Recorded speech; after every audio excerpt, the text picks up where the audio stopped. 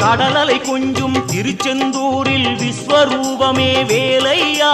பழமுதி சோலை அறுபடை வீடும் புண்ணிய தரிசனம் முருகையா திருநீர் அணிந்து வரும் போது நெஞ்சில் நிம்மதி பிறக்குது கந்தையா சுகனே சிவனார் மகனே உன்னை பாட பாட சுகமாகுதையா வேல் முருகா அரோகரா அரோகரா வேல் முருகா